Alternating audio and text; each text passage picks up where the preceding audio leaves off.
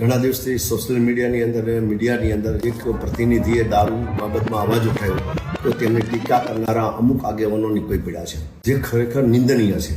દારૂ ને ડ્રગ્સ આજે શેડે દરેક મોહલ્લામાં મળે છે, ત્યારે આજે દારૂ ને ડ્રગ્સથી આપણું યુવાધન ખતમ થઈ રહ્યું છે. જ્યારે આ ભારતીય જનતા પાર્ટીની આપણી સરકાર જ્યારે રામના આદર્શ, શ્રી કૃષ્ણના આદર્શ અને તેમજ સરદાર પટેલના આદર્શને જો માનનારી સરકાર હોય તો એને પોતાના સરદાર પટેલના અને રામના આદર્શોનું પાલન કરવું જોઈએ. અને એમને દરેક એક પ્રતિનિધિ, હું તો કહું દરેક પ્રતિનિધિએ દારૂ ને ડ્રગ્સ જે મોલે વેચાય એ બંધ કરવા માટે એનો પોતાનો પ્રયત્ન કરવો જોઈએ. માત્ર દારૂ ને ડ્રગ્સથી જે હપ્તા લેવાય છે એની દ્વારા ઉપર સુધી પહોંચનારા હપ્તાઓ અને હપ્તાથી ચાલનારી સરકાર જો કહી શકે તો ખોટું નથી. શું સામાન્ય નાગરિક નથી જાણતો દારૂ ને ડ્રગ્સના હપ્તા લેવાય છે?